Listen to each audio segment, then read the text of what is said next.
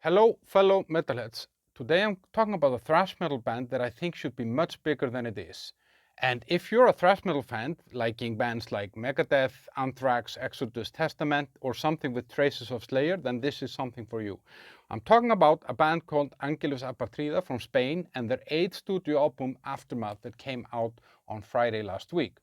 So in this video, I'm going to talk about the highlight tracks for me. I'm going to talk about the sound, the production, songwriting, give my verdict on the album, and answer the million-dollar question: why is this band not bigger than it is? So this band, shamefully, is a new band to me. I just discovered them in the summer, kind of by accident. And let's see what I thought about it back then. The first band that I saw there was Angelus Apatrida from Spain. Thrash metal band, old school band. Kind of saw them by luck because a guy told us you have to go and see this band, and we were there anyway, so we thought, okay, we'll check out this band. Great band, and I will check them out more, and I will go and see them again live. They had fun with the crowd. They were good old school thrash metal.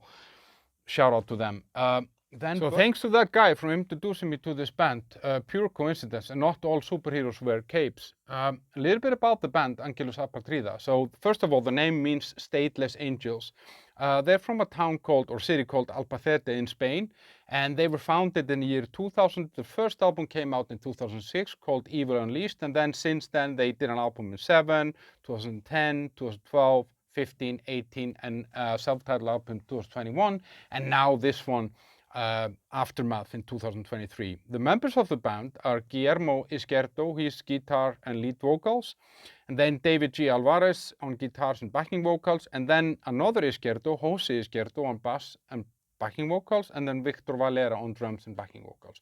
And there used to be another Izquierdo brother in the band, Andreas, he was on the drums, but I'm not sure when he left the band, but he's not there anymore. So this is their 8th album. It's 12 songs, just under 60 minutes long, and this edition that I was listening to is some bonus track edition that has 2 extra songs, older live versions of 2 older songs that the band has. So how did I find out about this album? Actually, I mean, as I said after seeing them live in the summer, I wanted to know more about the band, but I kind of found them by coincidence again, because we make this weekly playlist, link in the first comment below, that we put out every Friday with all the new metal and rock music that comes out, 2 songs each asterisk. And I found this band on that playlist, kind of by coincidence. I hadn't been tracking that they were coming out with something new. So I saw it was there, and I saw that they had some well-known guest singers on this album, or guest performers, so that I was kind of curious. And yeah, more on that later. So I decided to give it a spin. I took it to the park, I listened in the car, and I went to the Money Factory, where I listened even more. And just before the highlight songs, let's look at the cover of the album. It's some sort of a zombie skull anarchist celebrating victory over, I don't know, rebellion over the system, I guess, the system represented by people in suits. And it sort of makes sense when you hear how they came to the songwriting process of this album, what inspired the songwriting, let's say, and we'll talk about that a little bit later. So let's just kick into the song highlights for me. It kind of kicks off with a very energetic song called Scavenger, and I find the sound immediately on this album more superior to their previous album somehow. It has a great drum sound and really cool vocals, and it's a song that kind of just pulls you in and pushes you forward somehow, or pulls you forward, let's say.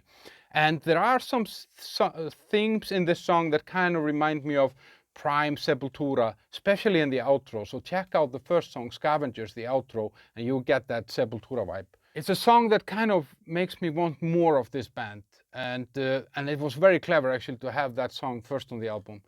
The other song that I liked, or another song that I liked, is called Fire Eyes. It's kind of has a slow, mysterious intro, and kind of slowly eases into the song. Turns into some sort of a hybrid of a power metal, thrash metal, heavy metal song, and maybe that's because the guitar player, the guest guitar player, there is a guy called Pablo García, and he is from a Spanish power metal band called WarCry. So I don't know, maybe they wrote the song and thought, okay, we need this guy on it. I guess that's the way. It's a very diverse song and really cool, kind of fading into that overall thrash theme that the band has, that this one diverges a little bit from that.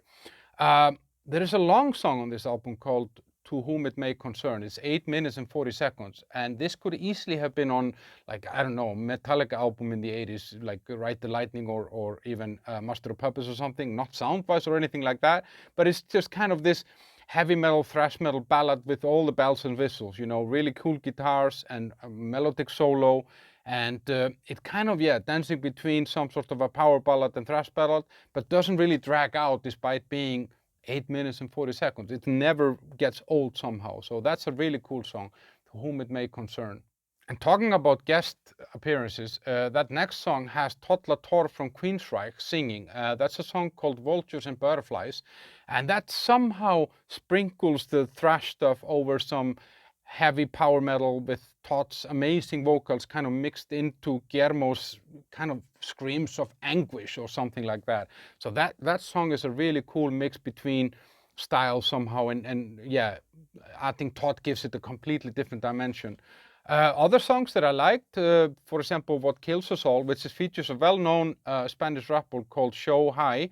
And that's really cool. He kind of raps on the riff, starts off like 2.5 minutes, and made me realize that Spanish rap is more evil than I thought it is somehow. And doesn't get phony. You know, like sometimes when I feel rapping over metal, it just kind of feels fake and phony. But this, it just fits somehow. And I think it's because he kind of really lays the rhymes on the music. There are more guests. There is Jamey Jasta from Hatebreed, the frontman of Hatebreed. He's on a song called Snob. And the 2 bonus tracks are, one of them is a song called Indoctrinate, that's from their 2021 self-titled album, Angelus Apatrida.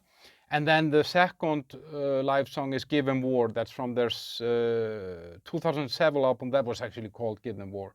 And that song gives me very much of an old school kind of Slayer vibe or something like that. So it's nice to have those 2 songs at the end with the live versions of Indoctrinate and Give 'Em War.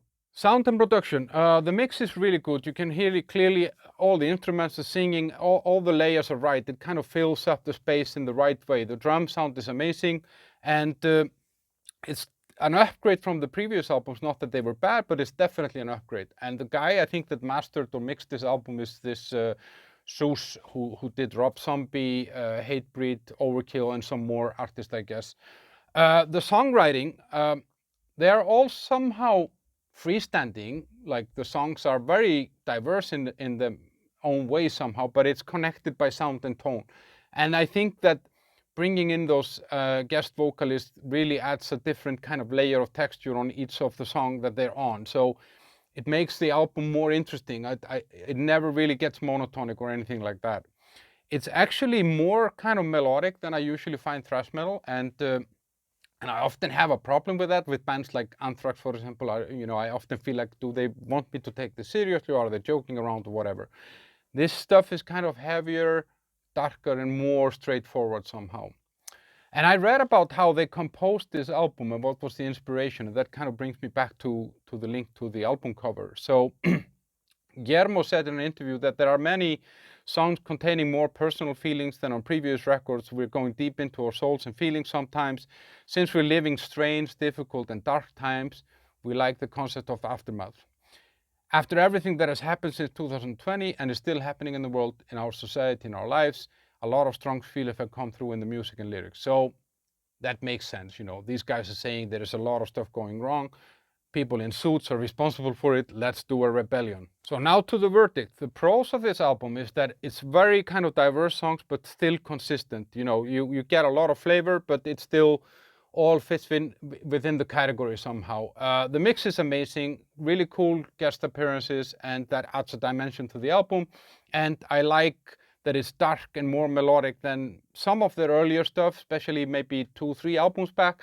And yeah, more serious somehow than a lot of thrash metal that I've been listening to. The negatives, I'm not sure I can find any negatives here. So if you have some, let me know. So I'm gonna give this album 9 out of 10. This is one of the better thrash metal albums that I've heard in the past few years. And that kind of, I'm happy about that, because a lot of the thrash metal that has been coming out hasn't been stuff that I really, really like. But this one I really enjoy.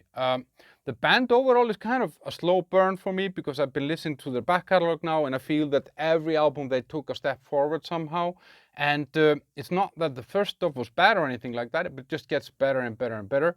And the last album, the self-titled one from 2021, is also really good. That sound there is a little bit more compressed somehow, and the songs on this album, I feel that they have more depth than the songs I've had on their previous albums. And now the million-dollar question: why is this band not bigger than it is, considering how good they are? So there can be a few reasons. One of them can be geography. It can be, it's a Spanish band.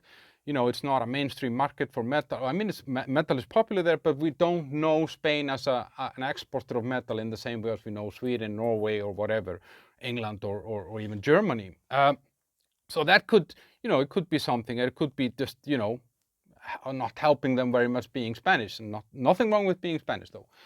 I love Spain. The niche. Thrash metal has sort of two problems or challenges in my mind. First of all, the masters of thrash metal, the first bands, Metallica, Slayer, Megadeth, all these bands, it's hard to follow in their footsteps. It's kind of like if you think about the Beatles, nobody could really kind of take over from the Beatles somehow. So it's, yeah, I think that's, and then I think thrash metal also, because maybe of this giants that kind of led the way in the beginning, has kind of taken a little bit of a downturn and went a little bit out of fashion. I don't know what it is, maybe black metal, death metal became a little bit more cool, and that kind of pushed thrash metal a little bit to the side.